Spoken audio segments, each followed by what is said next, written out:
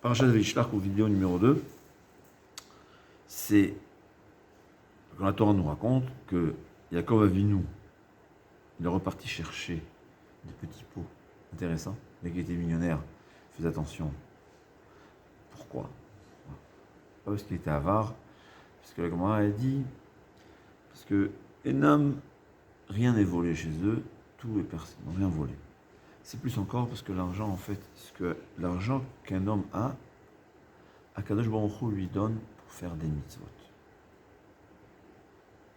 Donc au fait, quand tu perds un centime, tu perds pas un centime. Tu perds la mitzvah que tu aurais pu faire avec un centime. C'est au fond ce que nos sages nous expliquent. Si c'était de l'argent volé, il n'y a pas de mitzvot à faire avec.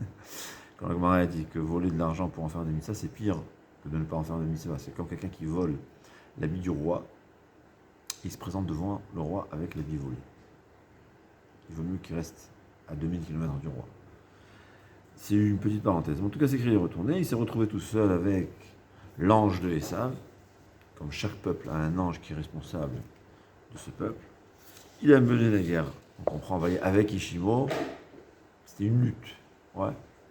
C'était le premier match de boxe ou de, comment ça s'appelle? Comment ça s'appelle?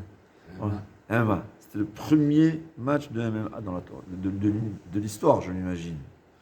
Comme ça, on comprend. C'est pas ça. Et il n'a pas tenu. Il a résisté. Yaakov était plus fort que le Malach. Mais ce qu'il a réussi à voir, il a réussi à toucher la hanche. Il lui a déplacé, un nerf là-bas, un nerf sciatique, ce qu'on appelle. Et c'est la raison pour laquelle on n'a plus le droit de manger ce nerf sciatique. Rachid dit, qu'est-ce qu'il a réussi à toucher? C'est quoi le nerf sciatique?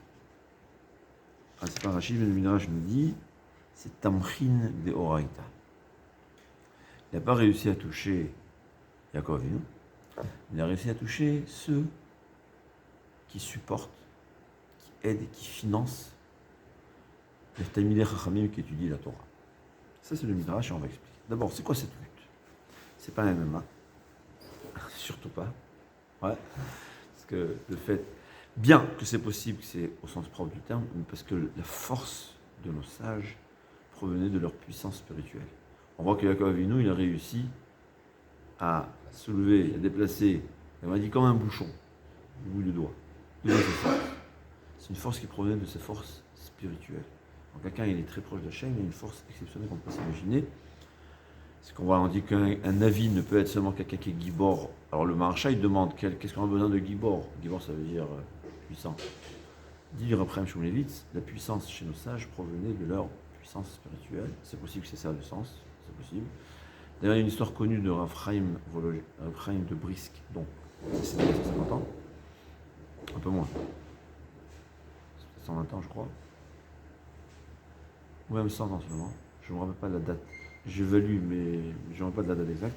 Peu importe. Il y avait une fois des masculines, des gens non religieux qui voulaient l'attaquer. Il a pris une pièce de monnaie entre ses doigts. Il a réussi à les plier entre ses doigts. Ils ont vu ça, ils ont vu sa puissance, ils se sont sauvés. D'où venait sa puissance? Il ne faisait pas du sport. De toute façon, je ne crois pas qu'il y a quelqu'un qui est capable de faire ça. C'est une puissance qui provenait de la Torah, de sa Torah. Et c'est possible que c'est ça aussi. C'est oui, un combat physique, on va dire.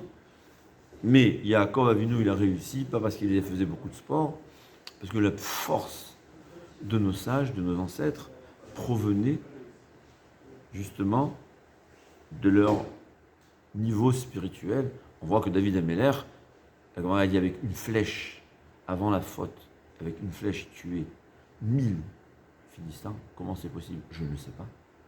C'était une force incroyable. Imagine-toi une flèche qui peut percer 1000 personnes. Comment c'est possible? C'est impossible. C'est 200 000 km par seconde pour pouvoir faire ça. Et après qu'il a fauté, bien qu'il a fait Teshuva, parce que c'est vrai que la Teshuva répare 100% et encore plus, c'est même 200%, mais seulement dans les mondes spirituels, dans les mondes en haut. Ici sur Terre, pour réparer, c'est plus difficile. Après la faute, bien qu'il a fait Teshuva, une flèche ne tuait que 800 Philistins. Donc c'est possible, c'est une force physique. C'est très possible, et ça aussi c'est vrai. Mais il y a une deuxième explication. Je ne me rappelle pas si j'ai vu quelque part, mais c'est sûr que c'est aussi vrai. Il faut savoir que quand on fait une guerre, pour gagner une guerre, ça j'ai entendu de Rav Brevda de Tzadik Livracha, Milchamot Ani Asidi. Les Maccabim, ils étaient une douzaine de personnes contre la puissance mondiale dans le temps. Comment ils ont pu gagner? Alors, on a tendance à s'imaginer, comment on les dessine, c'est des musclés. Non, c'était des rabbanim. Ouais. C'est des gens que la première fois de leur vie qu'ils ont touché une épée, ou la première fois qu'ils ont fait un effort physique, c'était quand ils ont décidé de faire la guerre contre les Yévanim. La guerre, c'est quelque chose, pour gagner une guerre, il faut être en bitachon total. Une confiance totale en Hachem. C'est-à-dire, et c'est le Rambam qui l'a décrit, c'est au fond c'est ce que le Rambam veut dire, pour gagner une guerre, tu viens avec ton épée, tu ne fais pas la guerre. C'est pas toi, tu es en train de penser à Hachem, tu te lies à Hachem, tu sais même pas ce qui se passe en face de toi, ta main elle va bouger comme un drone tout seul, comme un robot guidé par Akadosh Baruch. C'était ça, comme ça se passaient les guerres. C'est pour ça que David Améler, il y avait une période, comme une des guerres que David Améler faisait contre les Philistins, il n'avait pas le droit de prendre son épée, la dégainer je parle, jusqu'il y avait un signe. Je parle de mémoire, c'était un signe que le Navi lui avait dit, avait prédit. Et jusqu'à que les Philistins sont arrivés à quelques centimètres de David Améler, de ses soldats, ils n'avaient pas le droit de dégainer leur épée. Au dernier moment, là ils ont eu le signe, donc au fait, on va dire quand les Philistins étaient à 1 millimètre de David Améler, c'est là qu'il a eu le droit de dégainer son épée et a gagné la guerre. Pourquoi? Il devait montrer, il devait prouver sa émouna, son bitachon, sa confiance et sa croyance en Hachem, que c'est Hachem qui fait tout. Et quand tu as une croyance totale en Hachem, c'est pas ta main, c'est pas toi qui vas diriger ta main, c'est Hachem qui prend les télécommandes. Toi, tu te connectes à Kadosh Baruch Hu, ta bitachon, Hachem, c'est toi qui fais tout. Et Hachem, tu es connecté à lui, et bien c'est lui qui prend les commandes, et c'est lui qui va diriger tes mains comme quelqu'un qui dirige un drone. C'est ce qu'on voit. C'est Moshe Rabbeinu, quand il y avait la guerre contre les Amaleki. Moshe Rabbeinu, il veut lever les mains. Et on a dit c'est les mains de Moshe Rabbeinu. Non. Quand il levait les mains, que le cœur du peuple juif s'adressait à Kadosh Baruch. Tu t'adresses à Kadosh Baruch, tu gagnes la guerre. Donc au fait, c'est quoi cette guerre? Yaakov Avinu, il était, on va dire, attaché, lié dans sa pensée à Kadosh Baruch Hu, corps et âme, totalement. Et il y avait ce malhar qui lui faisait une lutte, peut-être, une lutte physique. Peut-être physique. Je ne sais pas. C'est ce qu'on a dit. Il y a qui disent que Nitmal, il s'est déguisé en Tamit Racham. Il y a qui disent qu'il s'est déguisé en ennemi. On voit que ce n'est pas une guerre physique, comme on comprend. Mais au fait, il a essayé de déconnecter Yaakov Avinu de sa croyance en Kadosh Baruch, de sa confiance totale en Kadosh Baruch, parce qu'il savait ce que c'est. Il n'a pas réussi. Yaakov Avinu, il était constamment, toute cette heure, ou je ne sais pas combien de temps, de guerre avec ce malach Hamavet, il était connecté, pensée totale en Hachem. Hachem, je suis dans tes mains, c'est toi qui fais tout. Mais il a réussi quand même, les Tamrin de Raïta. Apparemment, il y avait un milliardième de, je ne sais pas. Il n'a pas réussi à déconnecter le Talmid Chacham, parce que tout ce qui se passe avec Yaakov va se répercuter toutes les descendances. Il n'a pas réussi à déconnecter le Talmid Chacham de la Torah. Et aujourd'hui, il y a des Talmid Chacham, ils n'ont pas de quoi manger. Ils vont rester attachés à la Torah.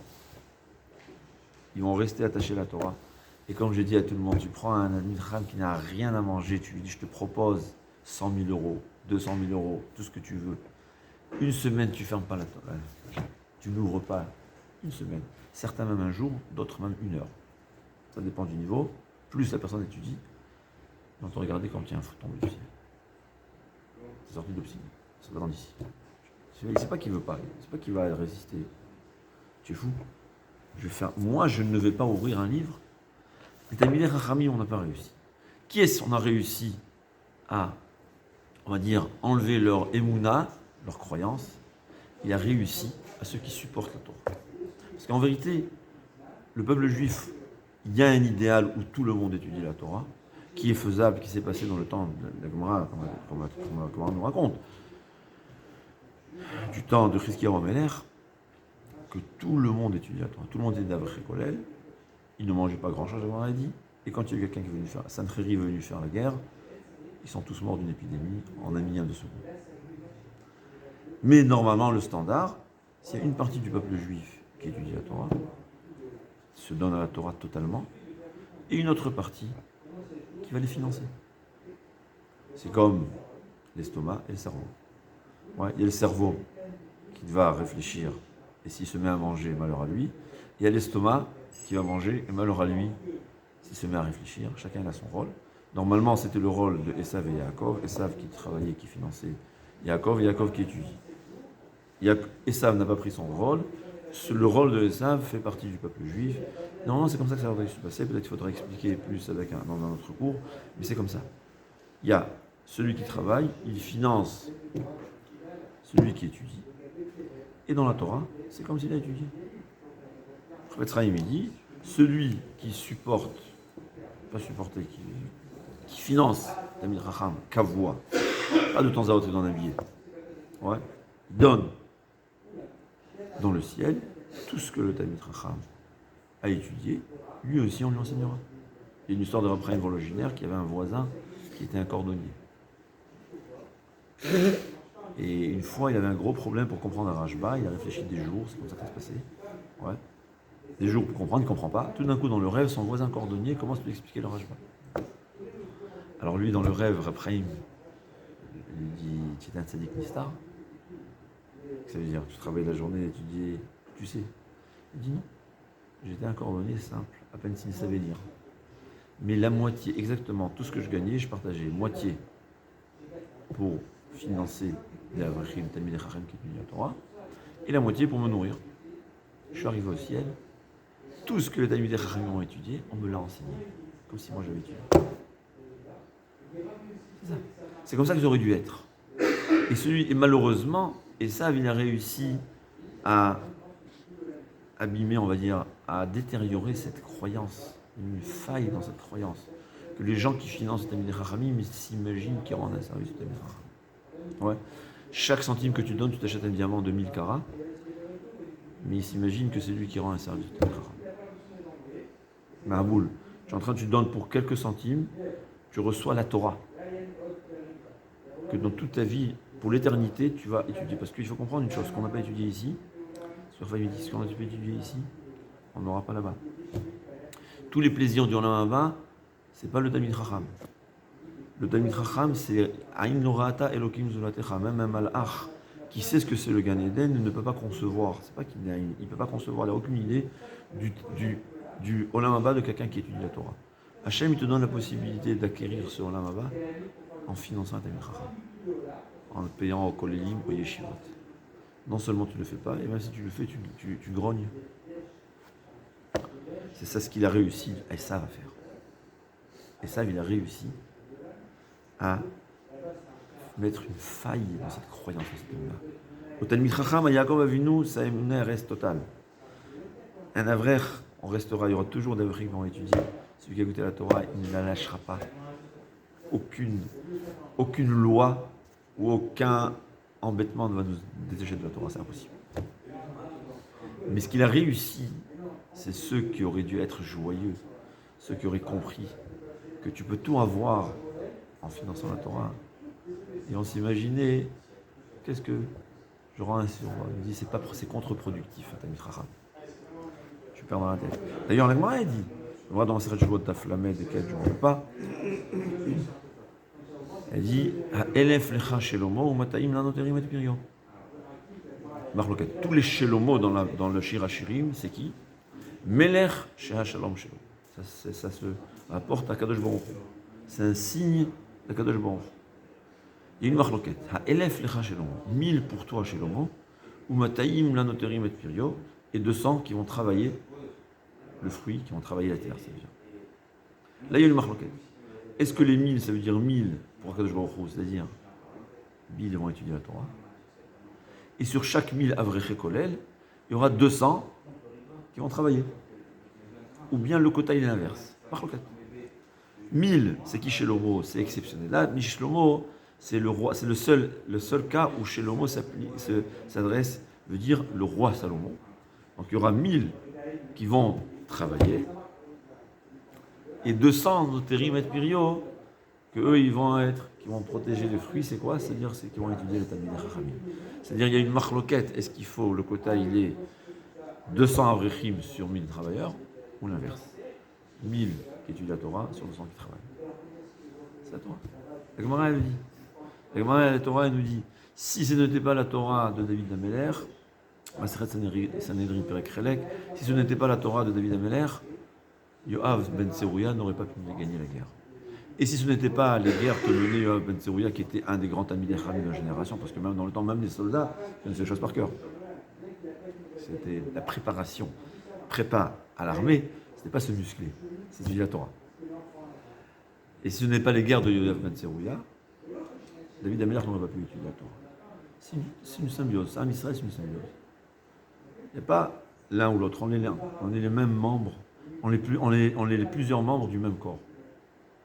Et on va conclure par une Gemara très intéressante qui fait peur. Elle fait peur pour le bien. La Gemara elle dit que Achav Haya Shakoul, c'est quoi Shakoul? Un Benonini Tzadik Niracha. Le roi Achav demande la Gemara quoi?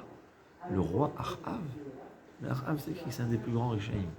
Il n'y avait pas une montagne. Je traduis montagne, c'est vrai, c'est une montagne. Il n'y avait pas de colline, ça veut dire. Chaque endroit où il y avait une petite élévation, il mettait une idole. Comme en Inde, où il y a des Bouddhas là-bas, je sais pas quoi, à chaque coin de rue. Achav, il n'existait pas un endroit où il n'était pas. Là où tu tournais, où tu tournais Achav, il y avait des idoles. Tellement c'est un idolâtre. Comment on peut dire un rachat pareil qui est Réchakou? Dit la Gemara, et je traduis la Gemara, c'est très intéressant. La Gemara dit que Achav était généreux. Et comme il était généreux, une partie de son argent finançait les Talmidei Chachamim. C'est pas qu'il donnait de l'argent aux Talmidei Chachamim parce qu'il appréciait les Talmidei Chachamim. Il donnait plus à la SPA et à la Croix-Rouge, ou pour toutes les bêtises qui existaient, parce que c'est un généreux. Entre autres, il donnait aussi un peu d'argent aux yeshivot. Étant donné qu'un peu de son argent est arrivé aux mains des yeshivot, Machalulo Chatsi Avontav. On lui a pardonné la moitié de ses fautes. C'est-à-dire, quelqu'un qui finance de façon fixe, comme le Chafetz Chaim dit, en gros, c'est un Talmid Chacham. Mais c'est quelqu'un généreux. Alors, de temps en temps, il y avait un Rosh Kolel qui l'a un peu saoulé. Non, il donne. Ouais. Machalulo Chatsi Avontav. La moitié de ses fautes ont été pardonnées. Ça fait peur. Alors, pourquoi les gens ne le font pas? Ça et ça. Il a réussi à, on va dire, détériorer, il y a un mot, je cherche un mot encore plus fort, la croyance, la Emouna, pas au Talmidei Chachamim, au Tamchin de Oraita. Ceux qui auraient dû, qui étaient censés porter, supporter ou financer le Talmidei Chachamim.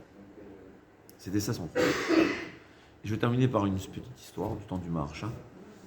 Il y avait une fois un des grands Réchaïm de la ville qui est décédé.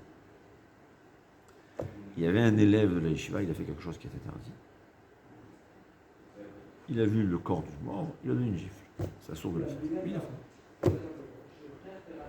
Il arrive, le lendemain la nuit, ce mort-là, ce défunt, il arrive en rêve au Bachor Yeshiva, il lui dit, je te convoque, tu vas mourir, je te convoque tribunal céleste, parce que tu m'as fait quelque chose que tu ne vas pas faire. Ça se répète plusieurs fois par nuit, plusieurs nuits. Il vient chez le Maharsha. Le Maharsha lui dit, écoute, la prochaine fois qu'il vient chez toi, dis-lui qu'il vient chez moi. Chez le Maharsha. C'était le Maharsha, c'était quelqu'un qui parlait avec les morts comme on parle aux vivants. Et c'est ce qui s'est passé, il est venu chez le Maharsha, il y avait un din Torah, derrière un rideau, tout ça. Les détails dans les histoires, je n'ai pas toujours confiance aux détails, peut-être des fois je confonds moi-même, mais en gros, il est din Torah. Il est venu, il dit, qu'est-ce qui s'est passé? Il dit, tu étais un rachat, toi. Il dit, c'est vrai. mais une fois dans ma vie, j'ai sauvé la vie d'un Talmid Chacham. La deuxième version, elle est, et depuis, je le finançais. C'est quoi? Une fois, je passais sur un pont, je vois un Talmid Chacham qui devait se tremper au mikvé, il a noyé, j'ai tout de suite sauté, je lui ai sauvé la vie. La première version. Deuxième version que j'ai vue, et ensuite que je me suis attaché à lui, je l'ai aidé, je le finançais. Je suis arrivé en haut, après, à ma mort. Alors évidemment, il y avait tous les Malachei Chabala, tous les anges de la mort créés par mes Avérotes qui voulaient me manger tout cru. Il y a eu une muraille de feu qui me protège de tous mes Malachei Chabala. Je rentre au Gan Eden. Protection. Le Maréchal lui a dit, sache que le Yetzer Hara, il te fait un piège, il te met dans un piège. Il veut que maintenant tu convoques celui-ci qui t'a humilié. Comme ça, le Yetzer Hara, il va dire, ouais, il a sauvé la vie d'un Talmid Chacham, mais en contrepartie, il a tué un Talmid Chacham. Il va annuler le mérite que tu as eu du fait que tu as sauvé un Talmid Chacham, comme ça tu pourras rentrer au Gan Eden. Le mort, il a compris ça, depuis, il a laissé tranquille. Voilà l'histoire. Il a financé un Talmid Chacham. Alors, je n'ai pas dit, il ne faut pas faire ça dans l'intention de faire des fautes, mais comprendre l'importance de Tomer Torah. Même de temps à autre, la Gemara a dit moitié des avonot. Celui qui a financé une famille Talmid Chacham, il y a une protection de toutes ses fautes. Alors, il ne faut pas fauter, on regrette les fautes qu'on fait, quoi qu'il en soit, quand on comprend la gravité d'une faute. Et le Chafetz Chaim qui nous dit, tu finances de façon fixe un Talmid Chacham, tout ce qu'il a étudié. Ouais. Quelqu'un, il donne son Maaser ou son cinquième, il donne à des Talmidei Chachamim, il arrive en haut, tout ce que les Talmidei Chachamim ont étudié, il va gagner. Même plus que, c'est incroyable. Ouais. Si quelqu'un il finance 20 Talmidei Chachamim, il pourra étudier beaucoup plus que si lui il étudiait tout le temps. C'est incroyable. Un prime de Horaïta. Alors, il ne faut pas se laisser faire par le Yetzer Hara.